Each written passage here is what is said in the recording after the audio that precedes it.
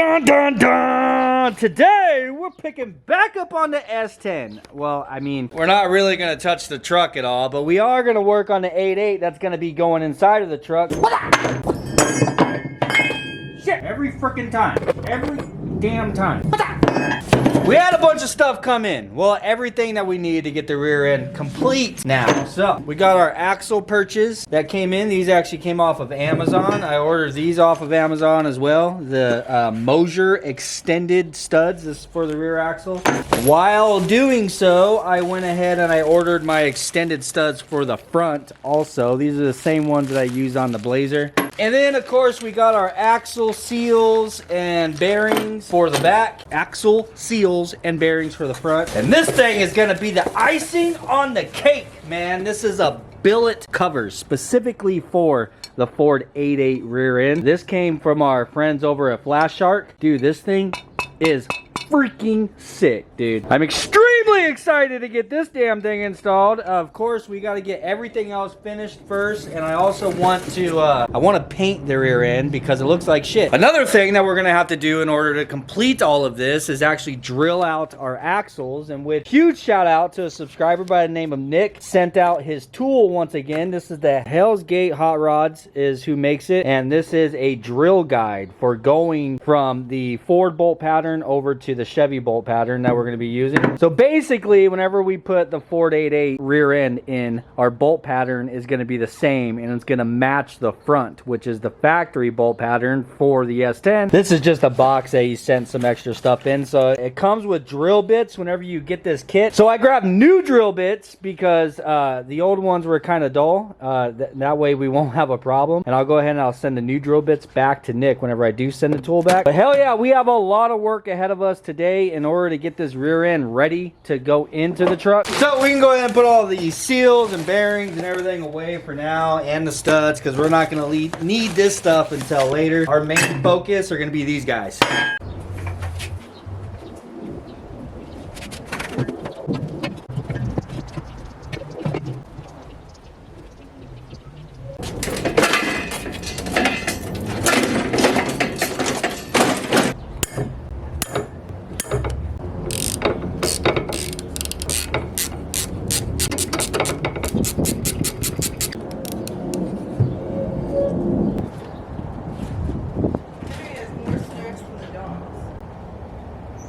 Yep, because he is that of royalty.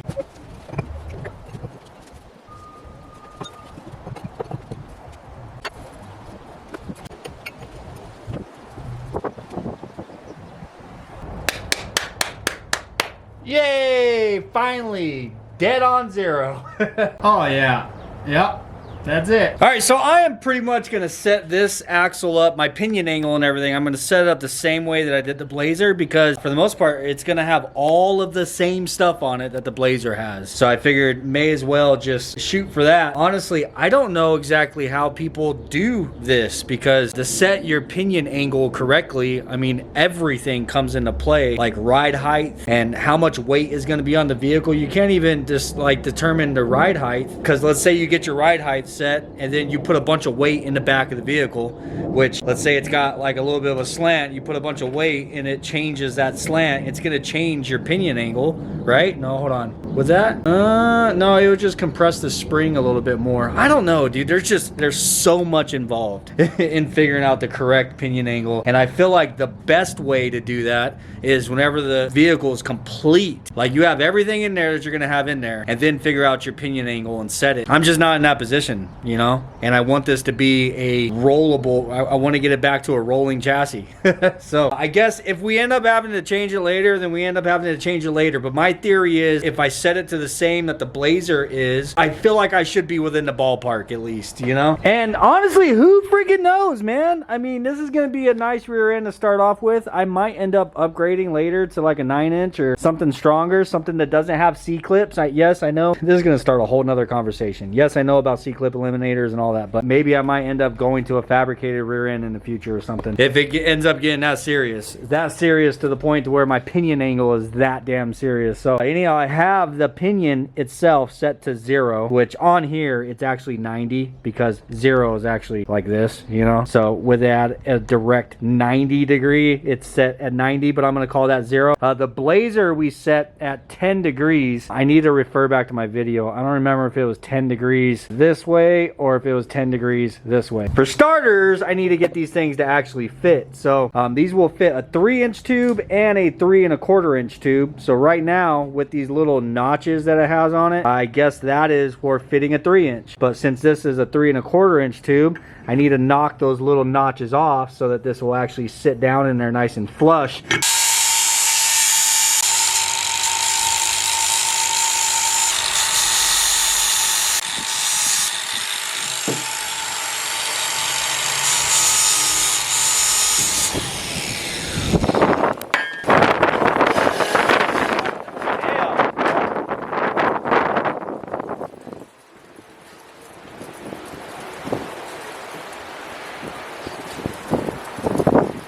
Well, that was a pretty serious gust of wind. Hopefully that goes away. Good Lord. My Red Bull! Baby, spilled my Red Bull! Son of a bitch. Motherfucker.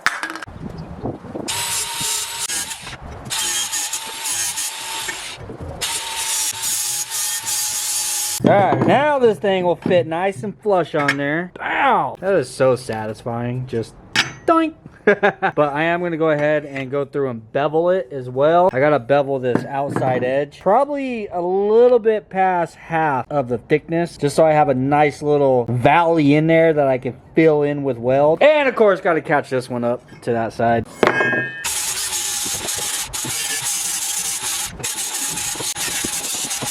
Alright, so I am very glad that I actually double checked because I was gonna set the center point where the axle, where the leaf spring is gonna sit. I was gonna set the centers at the same as the blazer, but it turns out that the blazer from center to center is 38 3/4 of an inch, where the truck is 38 1/4 of an inch. For whatever reason, I would assume that they are the exact same, but apparently they're not. So anyhow, 38 1/4 is where we need these to be from the center of this one over to the center of this one. Has got to be exactly 51 1/8. 51 inches and 1/8 of an inch minus 38 inches and 1/4. 12 7/8.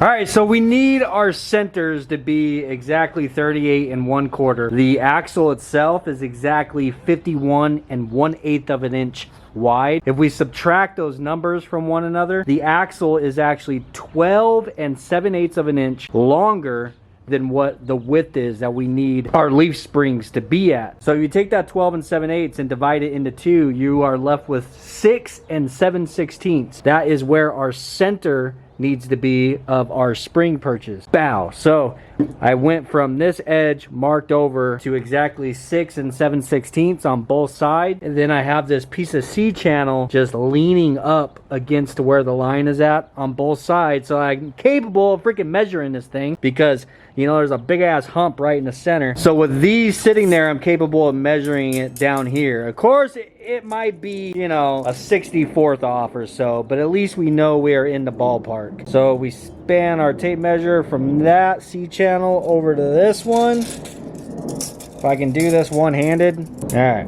From that C-channel over to this one, as you can see, we are sitting right at 38 1/4, which is exactly where we need to be, center to center. So bang, bang. Now I have my centers marked already. I could slide this tape over out of the way. Now, I was obviously off with my measuring somewhere because this weld was supposed to be right there. That's where that weld was supposed to be. And yeah, I kind of screwed that up. But so the reason why is I wanted this to be on each side of it. With that weld being in the center, it just adds that extra strength. So I know that I'm gonna weld this here and here, and then it's gonna be on each side of that weld, just helping secure it a little bit better. But unfortunately, this is where it ends up. Kind of eyeball it. It's gonna be right on the damn edge. Lovely, right? That's all right. I'm gonna actually put a piece of metal on the other side to just make sure and brace it. That's what I did on the other one. You gotta have trust in your welds, right? Trust in your welds. Anyhow, center to center. So now I found where they need to be with our differential sitting at 0. Make sure it hasn't moved. Well, not 0. Sitting dead at 90. I need to set my spring perches to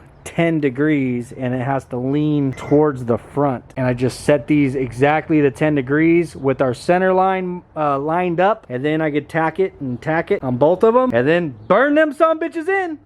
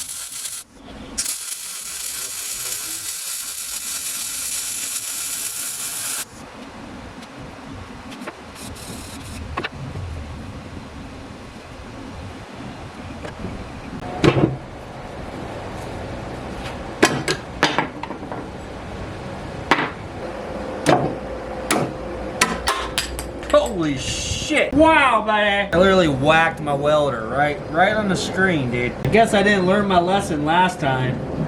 I should have got a bearing puller. Oh, shit. Alright, so after doing some experimenting last night with tools that I have here at the house trying to get these bearings out, I decided this morning that I'm going to go and get the correct tools. I'm sure you guys have probably seen that. We did record it for the vlog. Now, what we got here, this right here is the actual bearing puller, and they have different sizes, but this screws on to the end of this thing. Dun, dun, dun, dun, dun, drum roll, slide hammer, hell freaking yeah. So now we should be able to get these damn bearings out with no problem. Also got a bunch of cans of oven cleaner. Somebody put it in the comments, recommended I grab some oven cleaner to help me with the task of getting this thing clean and prepped for paint. So get over here. Which one of these guys do we want, huh? Nope. Big ass one? Nope. Medium sized one is just right.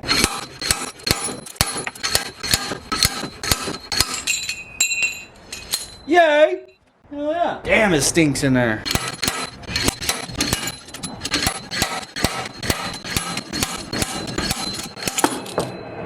Well, that was amazing for the 2 seconds that it took to actually get those out.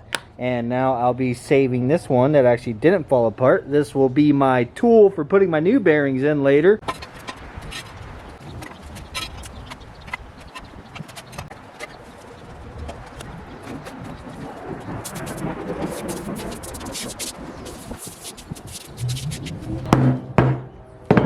You know what? I'm gonna go ahead and clean these as well because they're probably just as filthy. Or else every time I touch them, my hands are gonna look like this.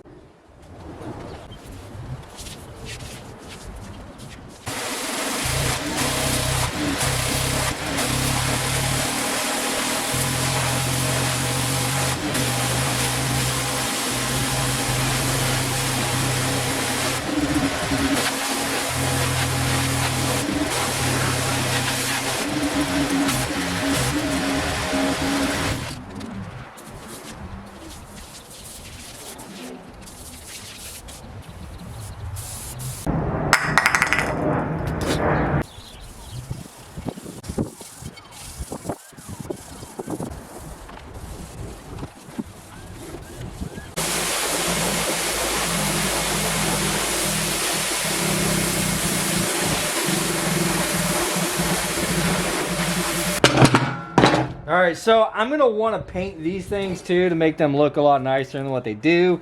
I'm not going to be using the parking brake stuff inside of here, so I'm going to go ahead and take all of this out. In which, I didn't take this one out, it's just missing. And I'm just now noticing that. Anyhow, I'm also going to take this dust shield off, and it's held in by a rivet, it looks like. So the only thing that we need is this actual metal bracket right here. That bolts on to the rear end, and that's what our caliper bolts onto and everything. So I want to get that separate from everything else so we can go ahead and clean it up while we have the pressure washer out. Hey, hey, hey, hey, buddy. Nice. Let's do that again. Yeah. Make my job easier. Okay. Okay. Alright. Guess I do need some tools. And by tools, I mean a grinder!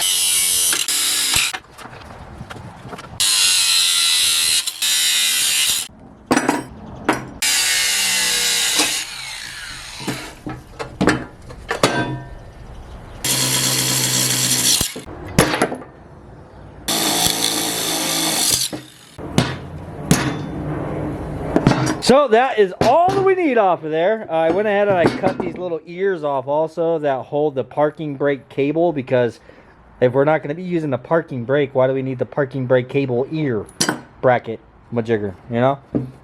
Weight reduction, baby, what can I say? All right, now these are ready for cleaning up. Goodbye, goodbye, goodbye, goodbye, goodbye, goodbye, goodbye, goodbye, goodbye, goodbye.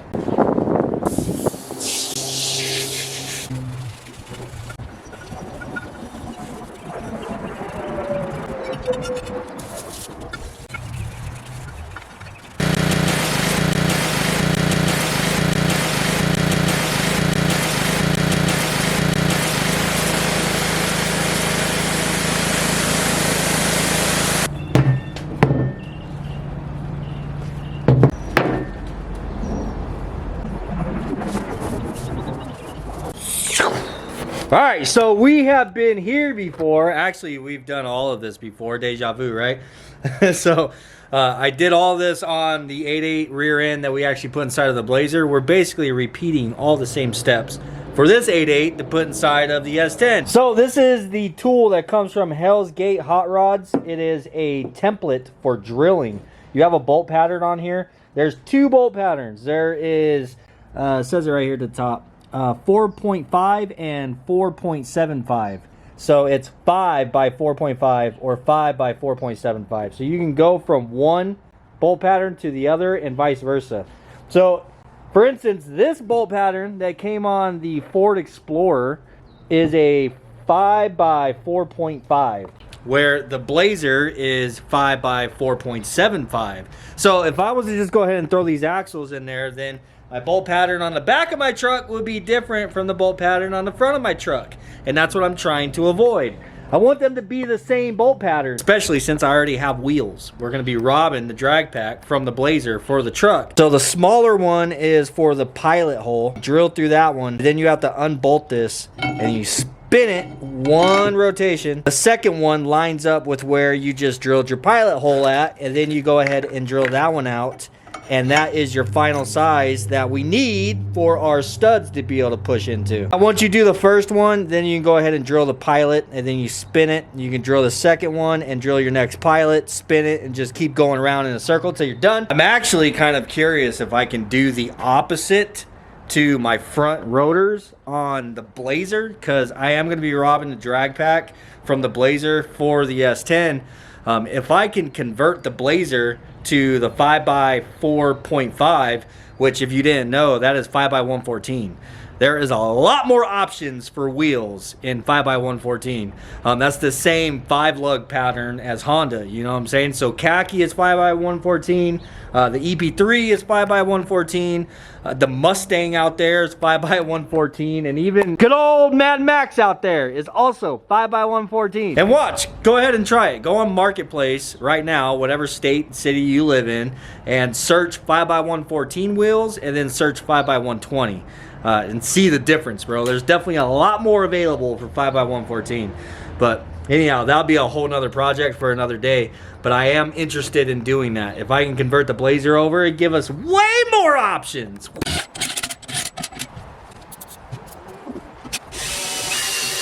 You know, it just dawned on me that I actually have a bench vise now. Last time I didn't have a bench vise when I was doing this. Now I do. Sitting there holding this thing, waiting for the hole to go through, because I know once the hole goes through, it's going to try to spin the whole axle, and I'm just like, oh yeah. Whatever, man.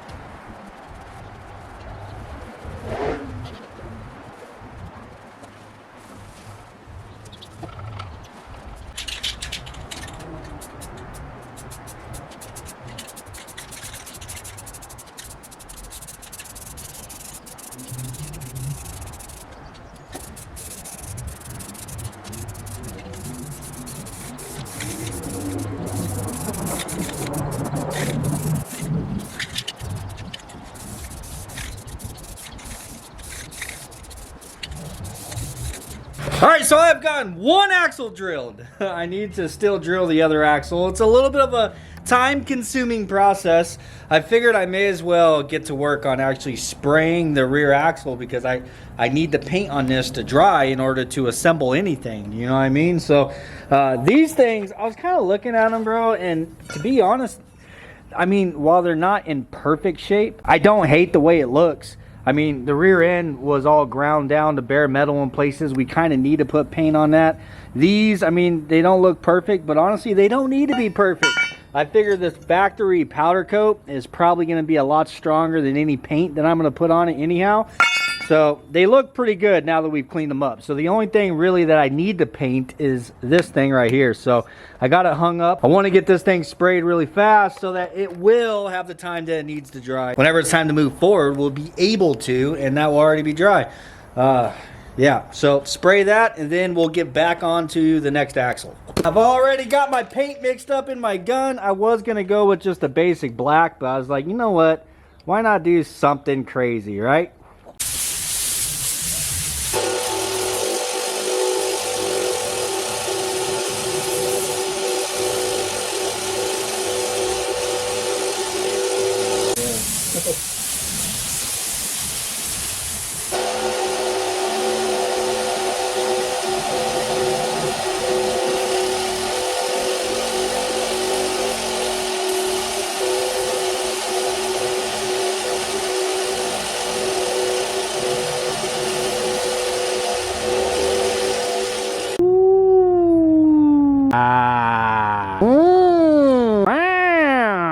Do you guys recognize that? Now you do. Yeah, I figured since, you know, we are going to be robbing the wheels from the Blazer, and I did such a great job painting those, I don't want to paint them to a different color. I just need to kind of tie the color that the wheels are already into the truck, you know? So the rear end now matches my wheels, which is going to create a problem right here, but you know what? We will fix that later. Because for now, we have a whole entire another axle we have to drill. Yay, yay. And while I'm doing that, our axle housing is going to be drying and our replacement bearings and seals are going to be freezing. Need to go put these in the freezer so they'll shrink a little bit.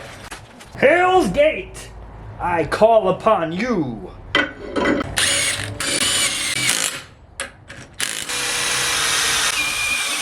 Peep game at this, NASCAR style.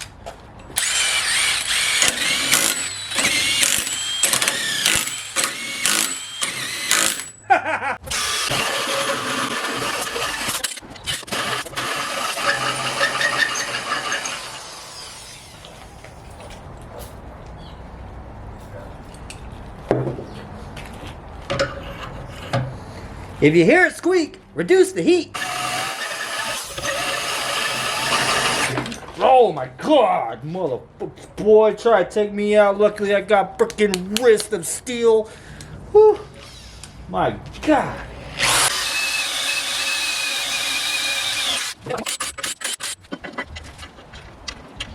Pit stop.